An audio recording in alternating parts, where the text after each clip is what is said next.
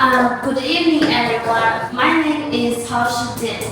Today I'm going to talk about part of my research, how successful is soprano Barbaroni's interpretation of the emotional journey in Schumann's Dictlied.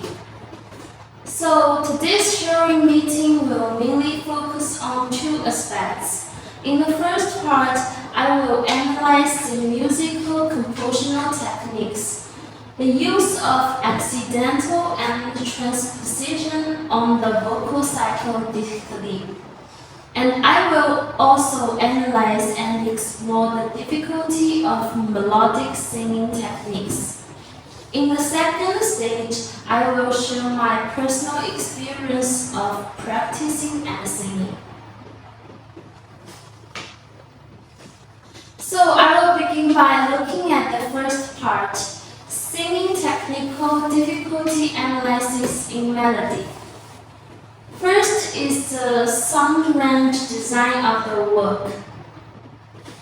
The overall range of this song cycle is between A sharp to 2-line G. The sound range of each art song is analyzed as shown in the chart below. The middle register is the most natural and easy to play part of the human voice, and such a thoughtful arrangement by Schumann is conducive to the singing and the spread of the work. The melody of Dictlied generally has little ups and downs, and the melodic direction is mostly same tone repetitions or step motion progressions. Even if there are lead motion in the melody, most of them are within fifths, which avoids a big fluctuation in the mood of the song. Only in a few songs, such as in Malina im Heiligenstone, appear such relatively large interval lead motions of sevenths apart. So I have chosen to analyze several pieces from the cycle that have a wide range and are relatively difficult to sing. The first is the third art song in the cycle, Die Rose, die Lilie, die Taube, die Sonne. The highest note in this song is 2-line E, and the lowest is 1-line D. Schumann set the vocal part in the lower middle register when he wrote the piece. It reduces the difficulty of singing to a certain extent, and it makes the song easier for the singers to grasp and express. Flowers like roses and lilies are symbols of purity, so the song should be sung softly and beautifully.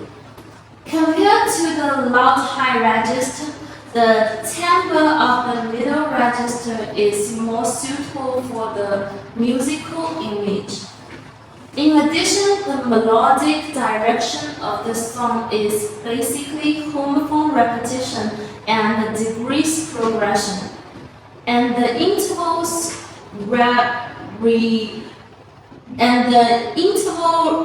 realities are controlled within 4 degrees, so the song is very easy to sing. It is also worth noting in the chart below that the piano accompanist of this song adopts a short, sharp, and flexible accompaniment wave to emphasize the lively and joyful mood of the song. It is a novel accompaniment that brings much color to the song. The second example shown below is the 6th piece, Im Line im Heiligenstone. It means in the line in the Holy River in English. The highest note is a 2-line F of the song occurs twice in the score, all on the weak beat of the music, and the lowest note, sharp D, which also occurs twice, but is on the strong beat. The weak beat of the high note and the strong beat of the low notes break the fixed syncing of the music, making the melody of the song become gentle and graceful. So let's look at the picture. The song suddenly adds a big jump of 6 degrees in bar 16, which is one of the few big jumps in the dictally. And the third case is the last song, the Artefact wasn't there. Its highest note is sharp 2-line D, and its lowest is 1-line C. Schumann uses a series of third sequence before the highest note as a preparation for singing the highest note, which makes it easy and natural, and thus makes the music development more logically. At the end of the song, Schumann arranged a very rare octave disjunction. The 3-beat long C before the jump allows the singers to be well prepared. The continuation of the bass increases the time for singers to adjust their singing, so that they can sing smoothly and in a relaxed state. In addition, Schumann has kept the disjunction from 1-line C to 2-line C in a range that is comfortable for human voices. It is not only good for singers to perform, but also for the general public to use in voice training. The whole song cycle has little melodic fluctuation, but the musical emotions are delicate and sincere. Schumann preferred to organize the melody in scale-like ascents or homophone repetitions. For example, in the second piece, Allgemeinen kleinen Schließen, Schumann created a 1-bar long homophone repetition at the beginning of the song. The melody is smooth and warm, and the voice range of the song is essentially within a fifth. Then there is Wenn ich in deine Augen sehe, a song that uses a great deal of homophone repetition and skill-like ascents and descents. The work, especially the climax of the song, repeatedly employs such approach to bring the emotions to a climax layer by layer. It is quite different from the Italian style passionate disjunction that was widely spread in the world at that time. Compared to the music of Schumann is emotionally pure and simple, and does not need too much ups and downs. And it is because of such innocence that the emotional distance between people and Schumann's music has been narrowed. Next is its phrase design. The lyrics of Dictally uses the typical trimeter technique of the Romantic period, and Schumann was quite expert at composing such poems. Most of the melodies are in the form of short phrases, which gives the singers plenty of great opportunities for breathlessness. For example, let's see this picture. In Allgemeinen kleinen Schließen, the first line is Allgemeinen kleinen Schließen. Viele blühende Blumen herführen. Schumann wrote 4 bars for this phrase. To sing all in one breath would be essentially impossible or difficult for a young singer to accomplish. But adding an extra breath for this purpose would have ruined the unity of the poem.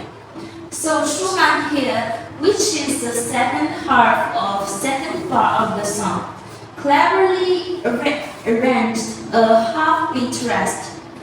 This not only echoes the weak beat at the beginning, but also creates a chance for the singers with relatively short breaths to organize their breaths, which can be considered as a double win. For more experienced vocalists, they can ignore it and take it as the highlight of their emotions. The design of the short phrase is perfectly suited to the natural breathing rate of the human body. Even a beginner can perform this work with ease. As for the song In Liner in Heiligenstone, Schumann set the tempo of the whole song as rather slow, to show the gravity of the church and the waves of the river. He consciously arranged for non-numerous whole notes in 2 or 4 metres, which considerably increased the respiration burden on the performers. But he is also gracious here, as the song features a 2-beat long, strong beat rest between the second and the third phrase. The long break not only contrasts the 2 phrases, but also gives the singer sufficient time to adjust the breathing and singing state.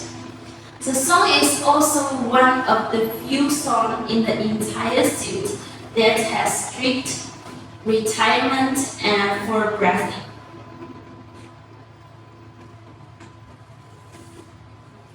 Then we come to see the song Und muss tanzt die Blumen declinen.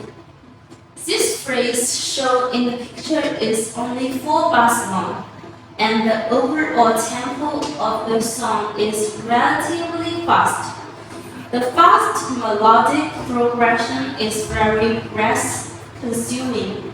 Schumann arranged a 16th rest for the singers in the later half of the second bar, which allows a quick breath change. Such an arrangement allows the singer to sing with ease, adjusting the breathing and states of singing at the right time. And the design of such phrases reduces the difficulty of singing to a certain extent. Although the overall range of diphthongy is not wild and the melody tends to be flat, which makes this song cycle seem not very difficult. Some small difficulty designs unconsciously become one of the highlights of the songs.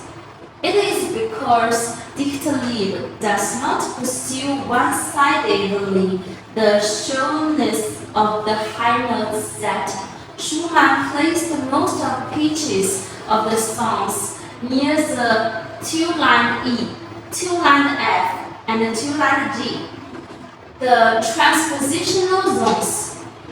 The descents and ascents of the pitch scale near the voice changing area are the mostly difficult to control in the voice. It is the bridge between the voice intervals in singing. Whether the bass can go down smoothly and whether the high notes can go up flatly depends on this. Therefore, the singing of the whole voice change area is very demanding. Next, we will look at the Schumann's designs of sound change in this work. We will firstly look at the song Aus altem Märchen. The lowest note of the song is B, and the highest note is sharp 2-line G. It may not seem very difficult compared to the high-pitched and right areas. However, upon further study, we find that 2-line E, 2-line F, and 2-line D appears 31 times in this short song. As we can see, the main theme of the song basically runs around the voice change areas and nearby registers. The melody starts out on the bass 1-line G and brings the song into the crucial middle register by small disjunction of third and fourth. And as we can see from the score, although the melody is at a moderate pitch, it is a great test of thread control and the ability to transition from bass to middle voice, as it is a constant half-tone progression on the notes 2-line E and 2-line F. Next example is the Artefact wasn't there. The sound range of this piece is not high, but the intervals jump around a lot, while bringing about awkwardness in the sound change area. The song opens with a descending octave in the direction of 2-line C to 2-line C to 1-line C. The song goes straight to 2-line C after 2 bars of prelude preparation. This note is not a problem for the average singers. However, because we are usually familiar or accustomed to the intervals from the bass to the treble, so when 2-line C continuous 4 or 5 degrees of descending into 1-line C, singers are easy to get the feeling of not being able to down to the sound, resulting in a broken tone. In the climax of the song, the main melody is basically written about the 3 tones of 2-line E, 2-line F, and 2-line G, which are in the area of the voice change. The movement of the high notes near the voice change area makes it very more difficult to sing. How to sing in a relaxed and comfortable manner? It requires the singer to maintain a stable position of the thread at all the times, and to use a uniform voice position to make the transition between the registers without showing any signs.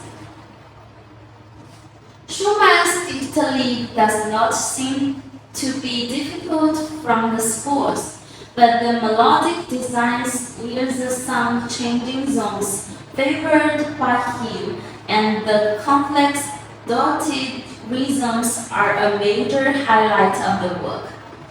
After an in-depth analysis of the singing, it was gradually discovered that if the singer can interpret and perform the song with a stable mental state, a smooth thread, a unified tone, and a reasonable ease, it will definitely bring different colors to this cycle. In the face of the many vocal changes, what we need to do is to adjust our breathing state and vocal state, and use skillful control techniques to master it freely. Difficult to master does not mean that cannot master. Once we control the transition of the sound areas, it will become another highlight of the song.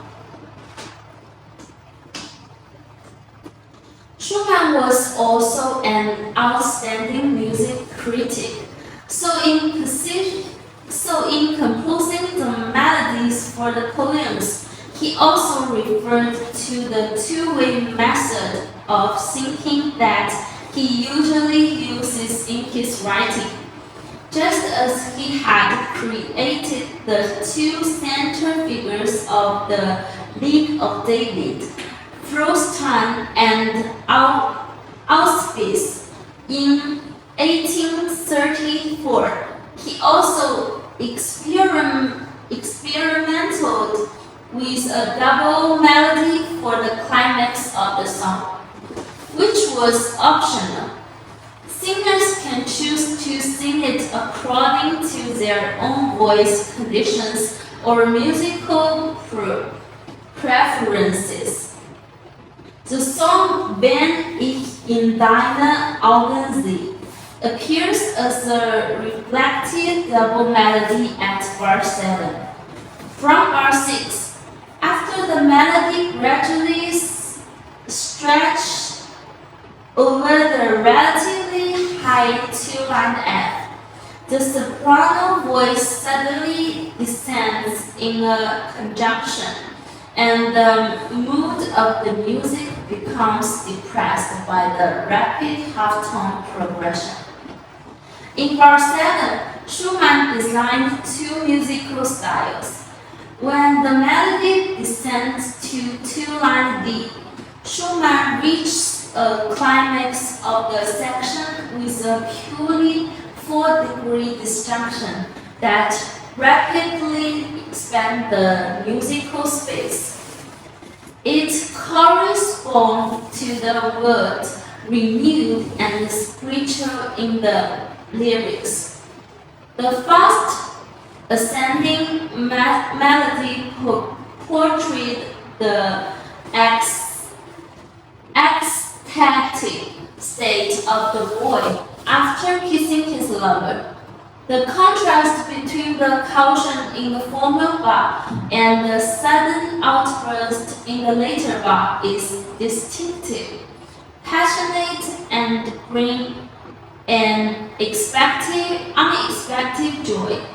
Another melody, Schumann controlled the direction of the melody through a smooth progression of third degrees. This progression is elegant and free, with a renewed spirit. Here the boy in the song remains calm and collected, graceful and mature, despite his inner excitement. Likewise, Ich wolle nicht also presents two alternative melodic lines. A pure fifth disjunction makes the mood of the music exciting, and a harmonic chord makes the music dreamy. At the end of the piece, a questioning harmony appears repeatedly, as if the young man is confiding in his lover, but gets nothing in the end. Such two alternative melodic voices create different musical images. The different double melody enriches the image of the character, and the conjunction or disjunction in melody gives the music more romantic color. These double melodic lines hide in the piano accompaniment, as if they had a special life force. It is a passionate expression, a cry from the heart, and emphasizes that touch the heartstrings, an emotion of purity and sincerity that cannot resist and that shocks us. And even today, centuries later, has not yet lost any of its strange expressive power. Schumann used many variations and key transpositions to add colors to the work. Let's move on to the second stage of part 1 and take a look at how these musical elements are used. So the first is to emphasize the sorrow and sadness of the boy in the plot. Ich gehe nicht. Schumann arranged the lyrics to enter at a P at the beginning of the music. A series of syncopate chords in the right hand accompanies the fluctuations of single notes in the left hand, pulling people from the festival scene of the previous song into a dreamlike state of mind.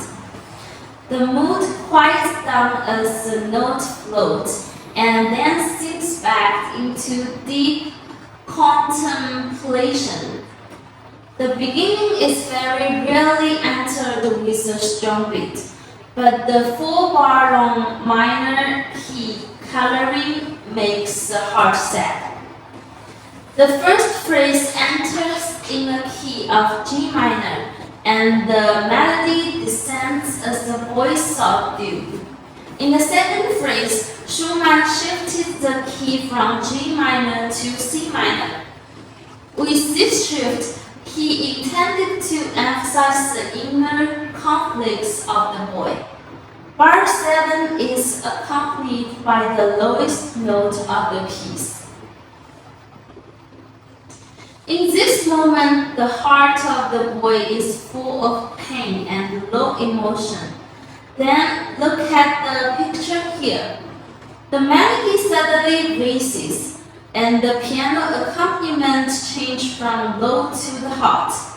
Then the painful C minor key changes to a more tragic B flat major key with disparate overtones.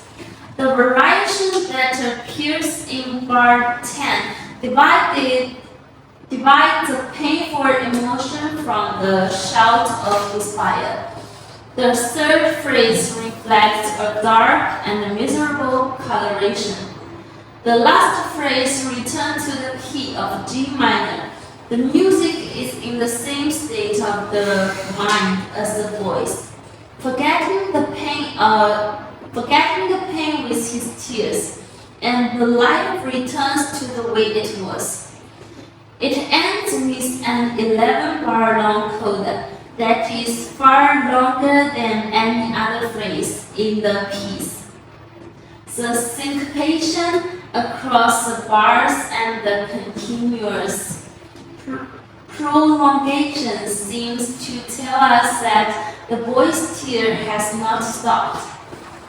The powerlessness and the sadness of the song is evident here because the song that the beloved once sang is not yet far away. The musical techniques of these compositions not only reflect a promotional role in rendering the mood of the lead character, but also have a significant role in expanding the musical thoughts. Aus Atemmärchen uses a cheerful 6/8 meter to start the whole piece.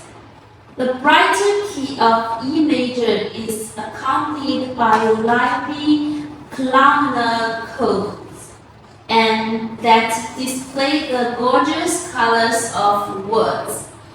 Schumann entered in a repeat opening with strong dotted rhythms in the left and right hand, driving the music forward. Here, Schumann writes a descending third chord, shifting the key to D major. To alter these, the former as the dominant chord, the reduced D, finished the long old song. The later as the transposing chord, shifting the tonality to B major. The piano accompaniment uses jumping columnar chords, and the tonality after transposition together with this kind of accompaniment, enriches the musical color of the song. In bar 15-7, there is a variation of B flat, which is an augmented force from the F flat, which destroys the brightness of the major key. The colors of the music begins to become weird. As a songwriter, Schumann made lots of changes to the piano in vocal works on the basis of the inheritance of his predecessors.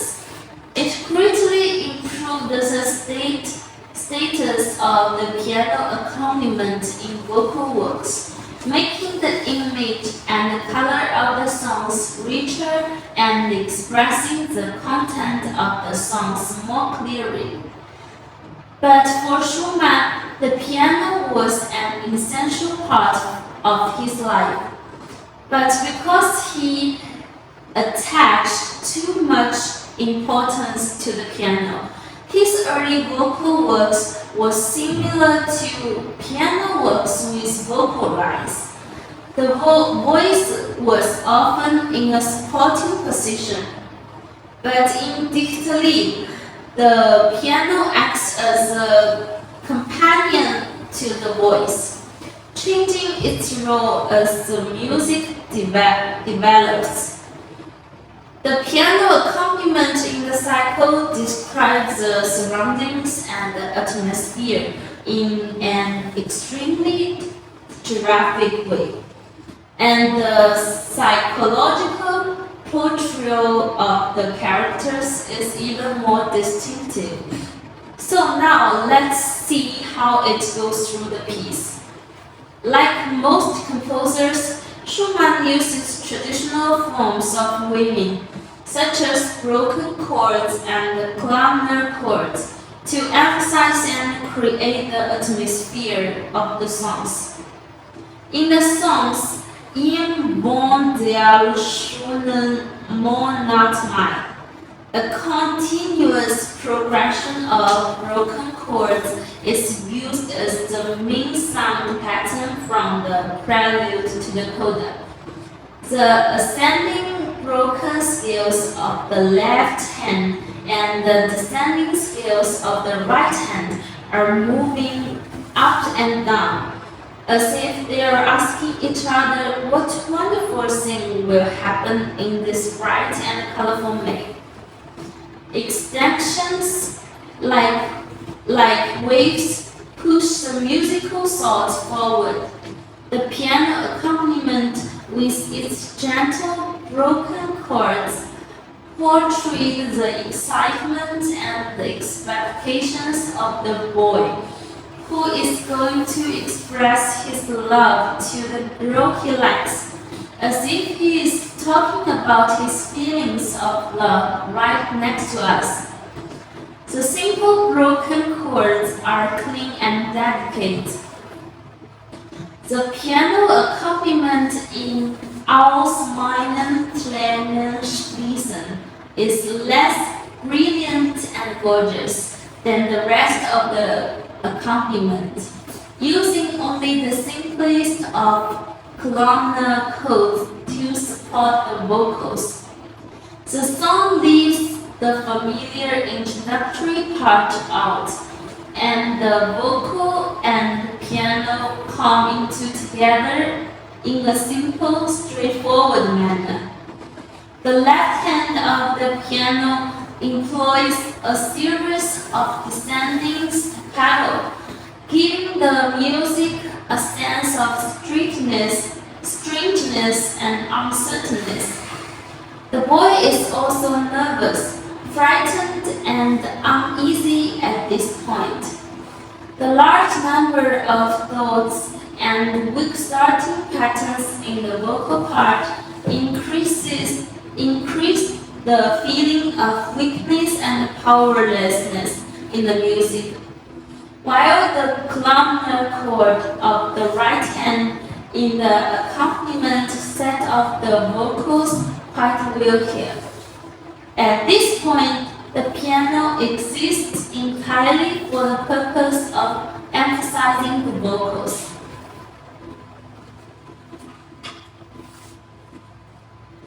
In Ich gehe nicht, the piano repeats the same accompaniment pattern from the beginning to end without variation. The regular bass melody of the left hand and the fast rhythmic pattern of the right hand gives a simple, dual, and boring feeling. Here, a beautiful vocal melody is especially important. However, the notes of the vocal melody are suddenly long or short. Although the rhythm is simple, with no complex patterns, it is very difficult to master. At this point, the piano plays a crucial role. The powerful 8 notes divide the rhythmic timing of the 4/4 meter accurately, and as the chord changes color, the atmosphere of the music changes as well. It sets the mood and supports the voice.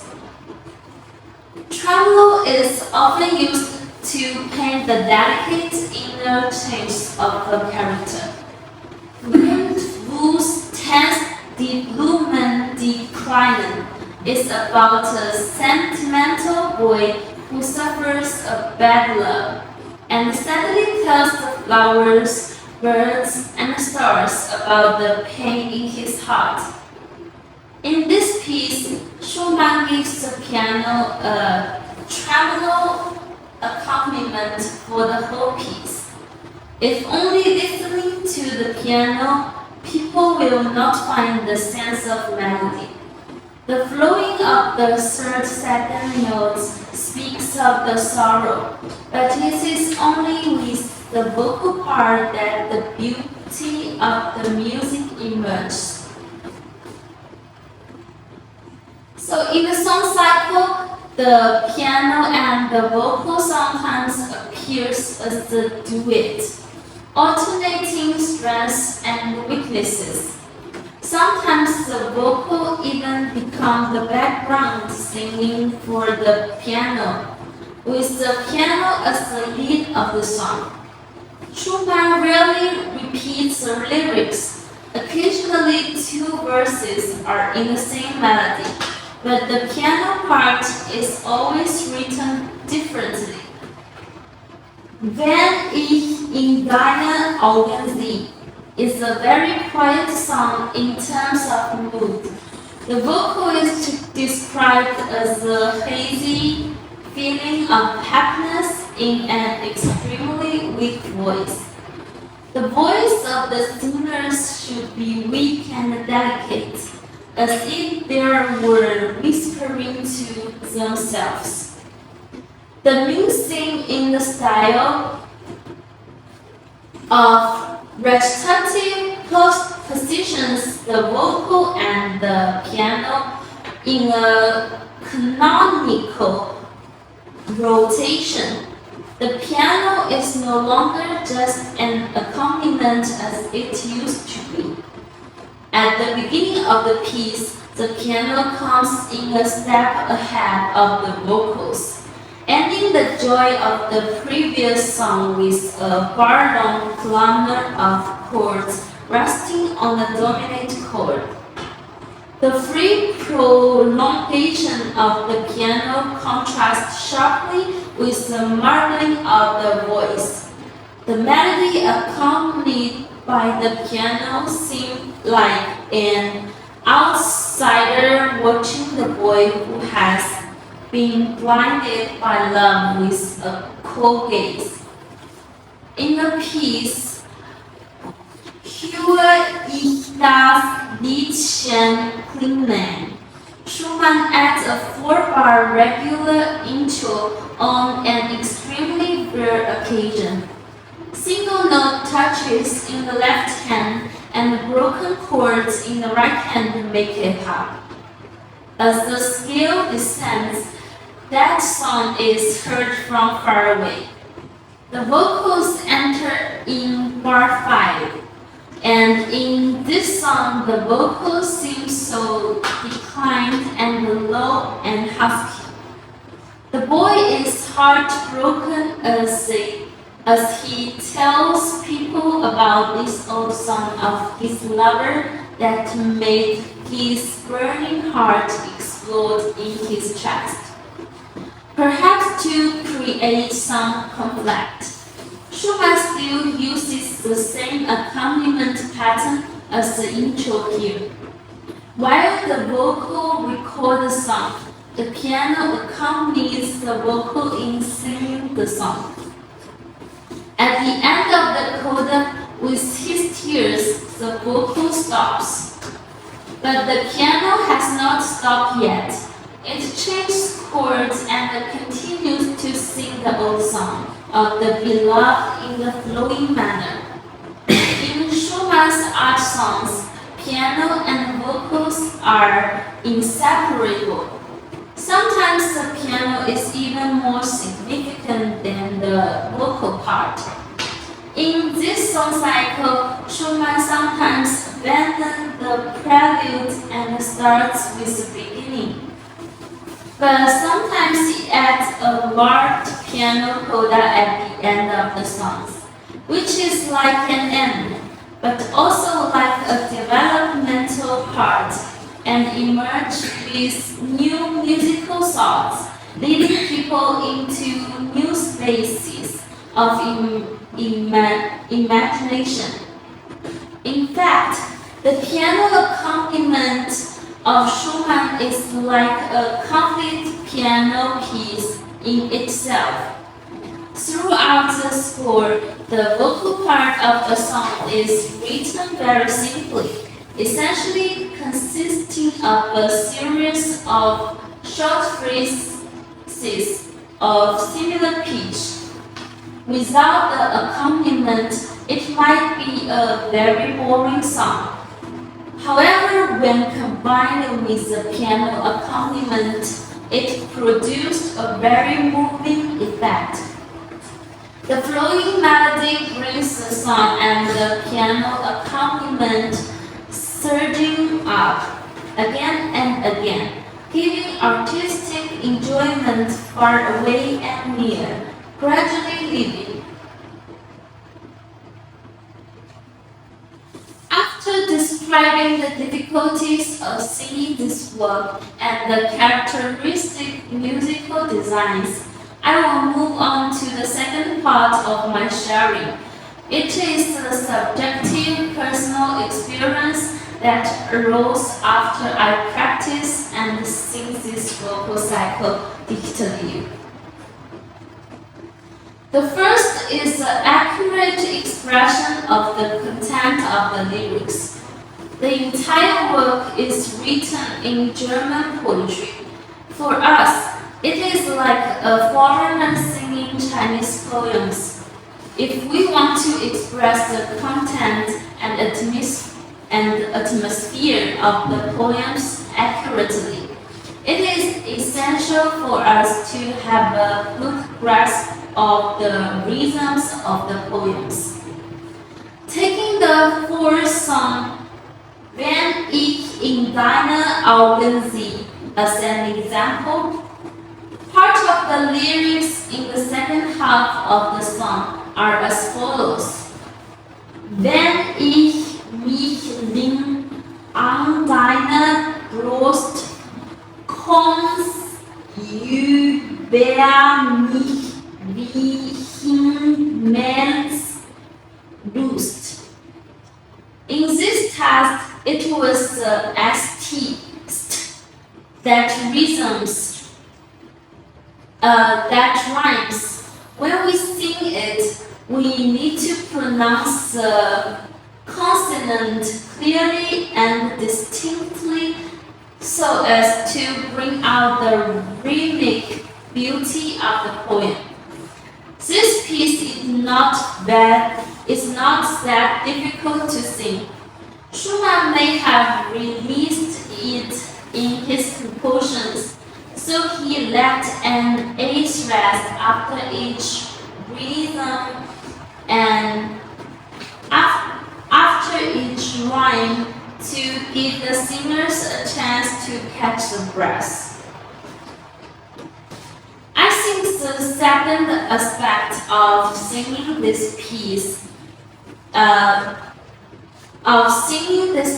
that needs to be paid attention is the contrast between the strengths and weaknesses of the melody. Although the interpretation of art songs focuses more on the singing techniques and the harmony with the piano accompaniment, it is all for the better show of the work. In this cycle of Dichterlied, Schumann combined a great deal of personal emotion with highness poetry to create such a vivid work. The whole work has a dramatic development, in which the boys' feelings are also rough and tumble. Therefore, there is a fluctuation of romantic colors within each piece and between the pieces during the performance. Sometimes lively and sometimes sad, sometimes soft and sometimes serious. So we need to pay attention to the control of the voice in the process of singing. In the usual practice, it is necessary to do a good design of the voice, so that we can sing flexibly with the development of the melody and change our voice. Looking at the score of the entire cycle, it is clear that Schumann had his own thoughts on the contrast of strengths and weaknesses in the development of the melody. In most of the works, the strength notation is relatively obvious. It is only in a few pieces that the notation is a bit blurred. It requires singers to bring their own understanding into the work to express the dramatic or lyrical nature of the work in its entirety. Take the 10th piece, Höre ich das Liedchen klingen, for example.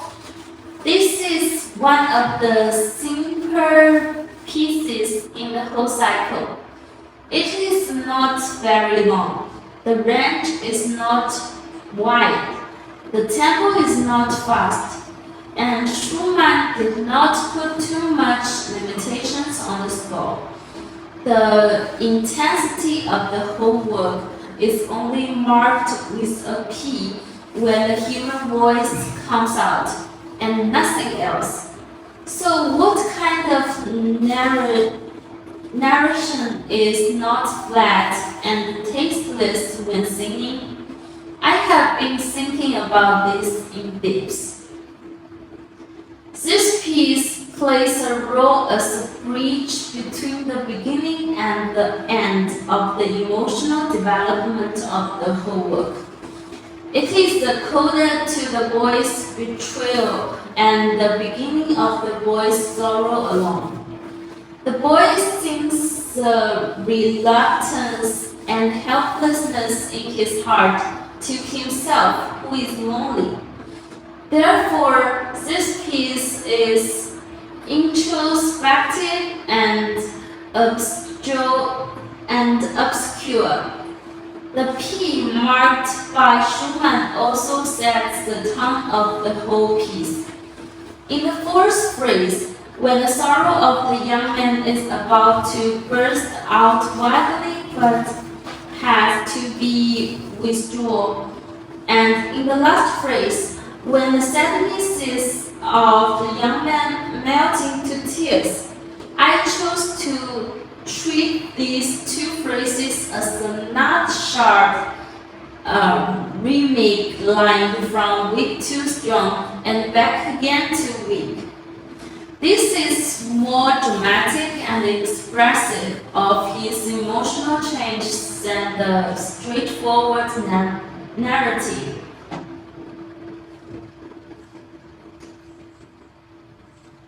Piano accompaniment occupies an important position in art songs, and it is also a case in the work digitally. Good piano accompaniment can also help singers like us to shape the characters, enhance the impressive power of the music, and give the work a higher value. Piano accompaniment is not only necessary when singing, but also extremely important in the introductory part before singing and the coda part after singing. The 12th and the 13th songs are examples. We tend to ignore the piano accompaniment in our singing, especially the coda. The reason for taking these two pieces as an example is that the coda of the former is the prelude to the later. If we don't pay attention to the last 10 bars of the coda after the 12th piece, it's shown in the left. We will not only miss the complex work, but we will also lose the pitch of the first note at the beginning of the 13th piece, as shown in the right. This is a huge loss of emotion as well as musicality. Therefore, during practice, we must continue to work with the piano accompanist to develop a good match. And in the process, we should learn to listen and explore the possibilities of the piece together with the piano accompanist. The above is my experience of singing the vocal cycle digitally in the practice.